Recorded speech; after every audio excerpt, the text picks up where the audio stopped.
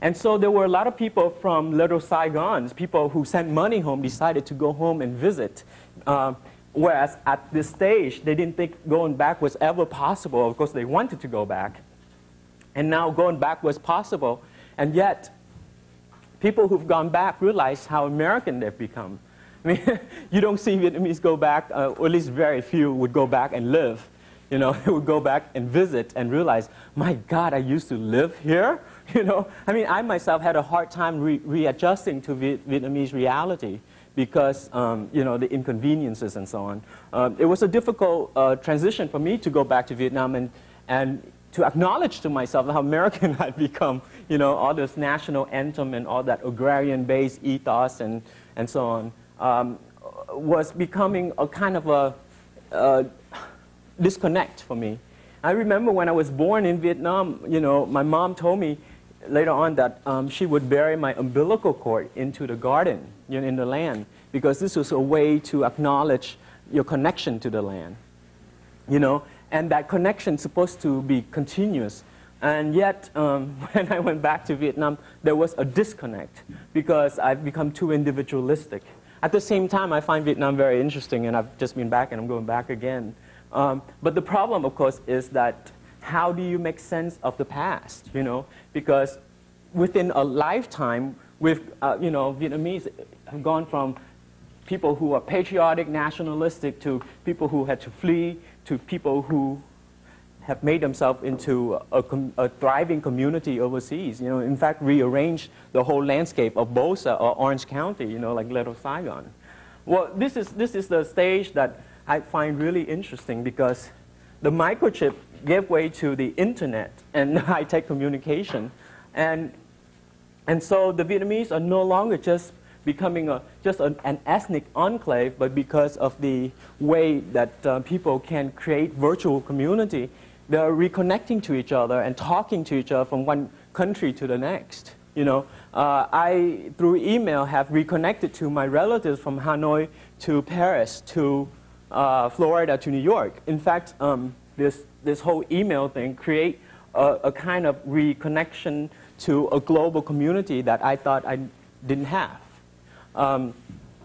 And also, the Vietnamese population had gone from, you know, people working in low tech and even people in engineering to this very interesting situation where we have the information age. And the information age really was ushered in by Silicon Valley, by the internet and so on. And did you guys know that about 35% of high-tech industry is owned by Asian immigrants? And 40% by computer programmers are Asians. And there's 120,000 Vietnamese working in Santa Clara, so you have to figure out how much of that is Vietnamese. And so what you're talking about is people who have stock options, but also, but also you have to understand, you know, I really mean it when the rice. I mean, I have a friend who was a farmer. He was 16 years old when he left Quy Nhơn, you know, in central Vietnam because life was unbearable. And his father was a farmer, he was a farmer, and he decided, well, I want to go to America because everybody was leaving. And he brought with him 7 oranges on a boat. And I said, why only 7 oranges? He said, well, I never crossed the ocean before. I had no idea how big it was. So he had some rice and 7 oranges, and miraculously he was saved, but he was near death, you know, when they rescued him. Well, he's gone through all these stages, and now guess what he's doing? He designed high-rises for companies at architecture firms on computers, you know.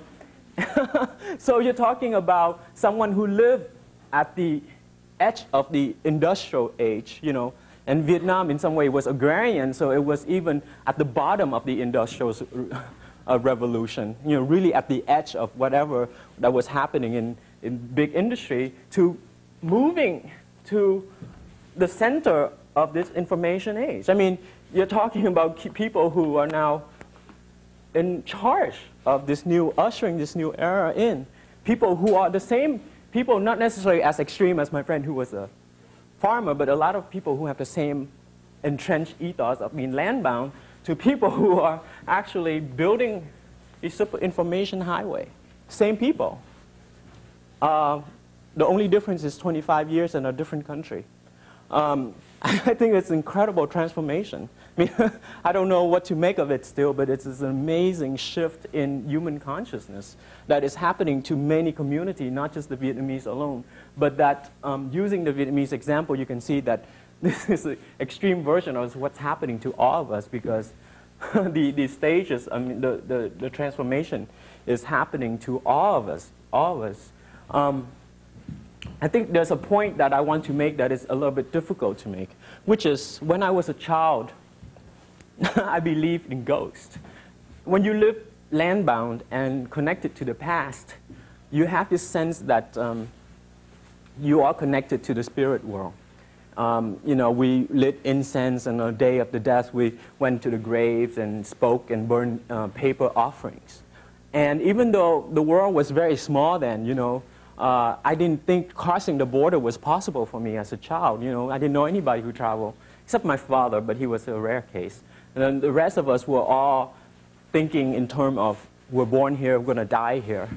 And there was something beautiful in that world where you think that you are bound by the one particular geographical location. Because when you're bound to it, you're committed to it, and your spirit is soaring in that kind of location. You know, it created this sense of enchantment. And that enchantment is crucial in every human experience, because we all want to have some kind of spiritual context to our lives. And I think this shock of having to be forced out is that incredible yearning to, I mean, this incredible loss of that sense of living closely connected to the past. With this stage, it's incredible changing all the time, because globalization is happening now, you know, all these processes. And it creates a lot of